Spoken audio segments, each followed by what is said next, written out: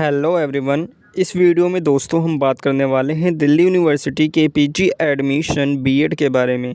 अगर दोस्तों आप दिल्ली यूनिवर्सिटी से बीएड करना चाहते हैं तो बीएड करने के लिए क्या क्या एलिजिबिलिटी क्राइटेरियाज़ हैं जो कि आप सभी को ध्यान में रखनी है, उन सभी के बारे में बात करेंगे। इसके अलावा दिल्ली यूनिवर्सिटी या फिर DUPG एडमिशन प्रोसीजर क्या रहेगा उसके बारे में भी इस वीडियो में आपको इन्फॉर्मेशन दी जाएगी।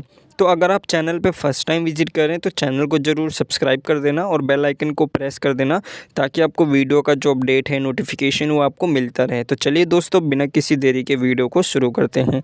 जैसा कि दोस्तों आप सभी को पता ही है, अगर आप दिल्ली यूनिवर्सिटी के साइट को रेगुलर चेक करते हैं तो इनका जो प्रोस्पेक्टस है दिल्ली यूनिवर्सिटी के पीजी एडमिशन का, ये यहाँ पे रिलीज़ कर दिया गया है। ये यहाँ पे आप देख सकते हैं, bulletin of information post graduate admission 2025 and 26 और यूनिवर्सिटी ऑफ दिल्ली है। अब यहाँ पे दिल्ली यूनिवर्सिटी में दोस्तों कई सारे कोर्सेज़ जो हैं कराए जाते हैं। ये यहाँ पे आप देख सकते हैं, मास्टर्स लेवल पे कई सारे कोर्स हैं। MA अरेबिक है, MA बंगाली है, MA बुद्धिस्ट स्टडीज़ है, MA इंग्लिश है, फ्रेंच है, जर्मन है, हिंदी है, इसके अलावा हिस्पैनिक है। तो कई सारे कोर्सेज़ हैं। अगर आप किसी भी कोर्स में एडमिशन लेना चाहते हैं तो उसके लिए आपको CUT PG 2025 का जो है एग्ज़ाम देना पड़ेगा। अब यहाँ पे दिल्ली यूनिवर्सिटी में आप सभी को पता है SOL भी है, NCVEB भी है और रेगुलर वाले भी हैं। तो यहाँ पे रेगुलर और NCVEB में तो आपको CUT PG जो एग्ज़ाम है वो आपको देना पड़ेगा, इनके बेस पे आपका एडमिशन होगा। लेकिन SOL में दोस्तों आप सभी के जो एडमिशन होते हैं PG लेवल पे वो मेरिट बेस भी होते हैं और आपके CUT PG के स्कोर कार्ड के बेस पे भी होते हैं।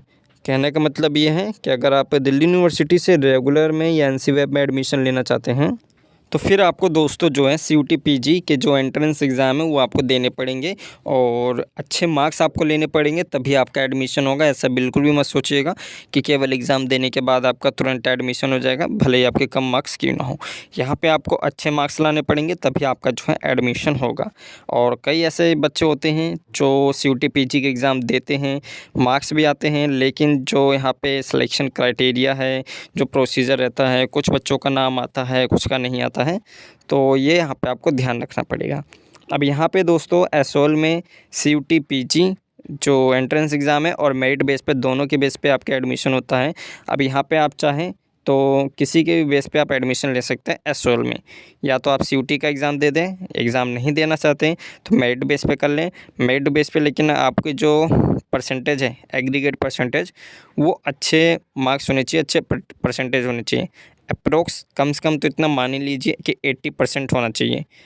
अब 80% या लास्ट ईयर किस कोर्स की कितनी आप पे कट ऑफ गई थी, कितनी मेरिट बनी थी, वो आप जो है देख सकते हैं, आपको इनके साइट पे देखने को मिल जाएगा।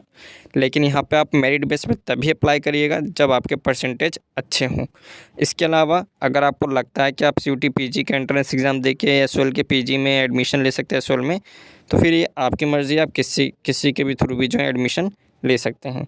तो बेसिकली ये आपका क्राइटेरिया रहेगा। और इसके जो एडमिशन फॉर्म के लिए एंट्रेंस एग्ज़ाम फॉर्म वो रिलीज़ हो चुके हैं। कमेंट करिएगा अगर आपको कहीं पर भी कोई भी स्टेप में प्रॉब्लम होती है तो आपको एक वीडियो प्रोवाइड कर दी जाएगी और जो डाउट्स होंगे वो वहाँ पे सॉल्व कर दिए जाएंगे।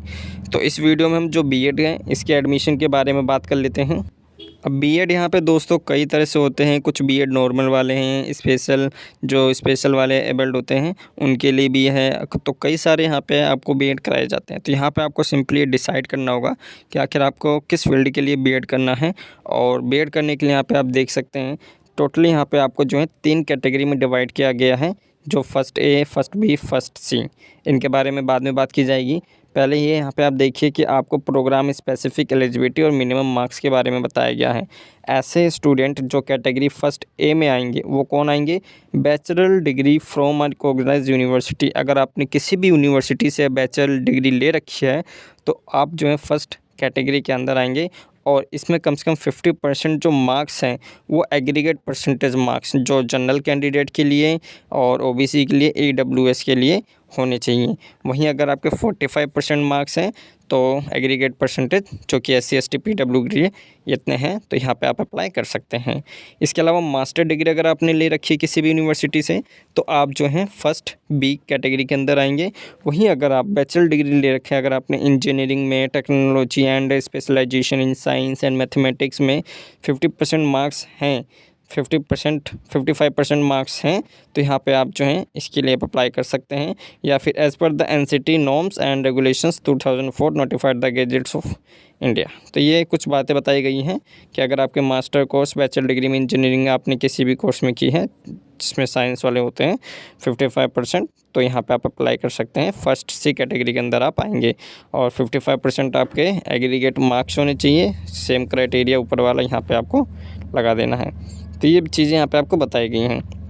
अब choosing CUT paper, the candidate will have to choose only one CUT paper in the which he is pursue his a subject category and teaching subjects. अब यहाँ पे आप सभी को पता है सब्जेक्ट कैटेगरी या जो सब्जेक्ट कॉम्बिनेशन होता है, टीचिंग सब्जेक्ट होता है, वो यहाँ पे आपको फाइंड करना पड़ता है। जैसे यहाँ पे आपको सब्जेक्ट के नेम्स देखेंगे। अब एक सिंपल सी चीज़ है, ये यहाँ पे आपको बताई गई है कि आखिर आपको अपने सब्जेक्ट कैसे पता चलेंगे। सब्जेक्ट सिंपल से ये देख सकते हैं, बैचलर डिग्री में या मास्टर डिग्री में अगर वो सब्जेक्ट कम से कम 200 मार्क्स का है या फिर 8 क्रेडिट पॉइंट्स का है, तो ये चीज़ें आपने की हैं, तो वहाँ पे तो आप जो है वो आपका सब्जेक्ट ले सकते हैं, टीचिंग सब्जेक्ट, वो आपका टीचिंग सब्जेक्ट होगा।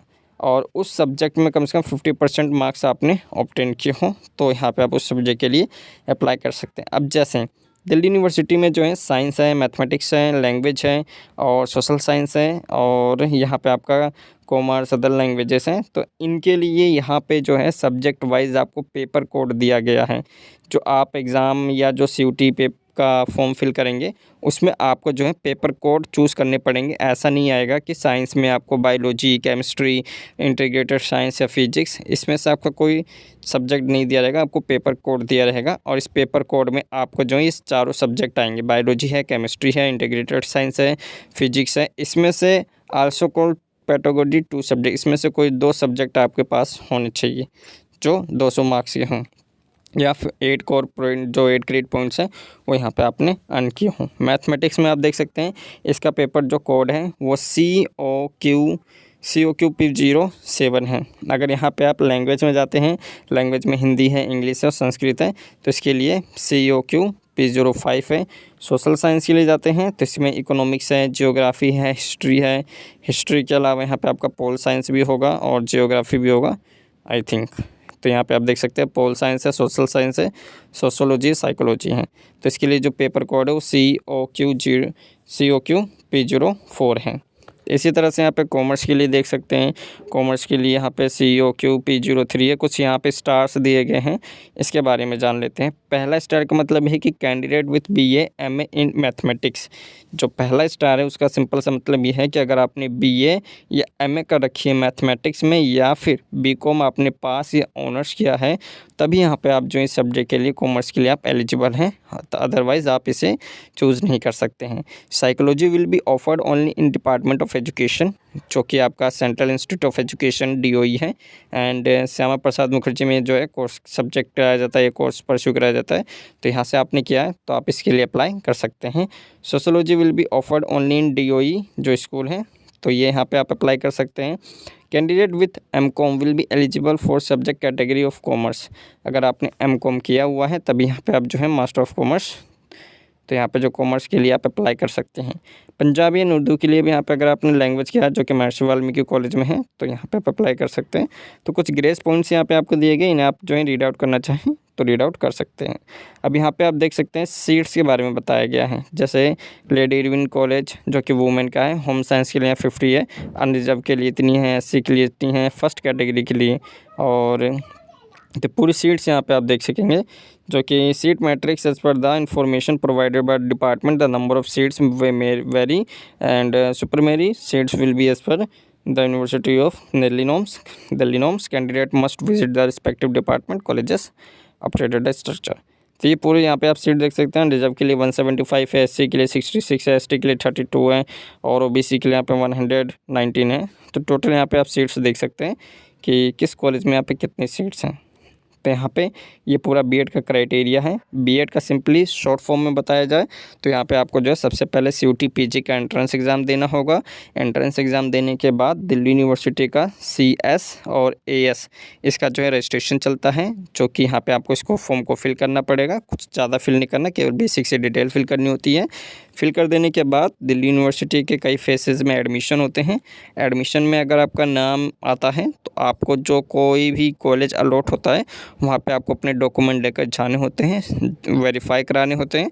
अगर सब कुछ सही रहता है तो आपका एडमिशन हो जाता है, अदरवाइज़ फिर यहाँ पे आपको जो है या तो अगर कोई डॉक्यूमेंट में प्रॉब्लम होती है तो आपसे कम्युनिकेट कर लेते हैं। तो बाकी यही पूरा क्राइटेरिया है आपके एडमिशन के रिगार्डिंग। तो इस वीडियो में केवल इतना ही। कोई भी डाउट रहता है कमेंट कर सकते हैं या सोशल मीडिया के थ्रू भी आप कांटेक्ट कर सकते हैं। तो इस वीडियो में दोस्तों केवल इतना ही।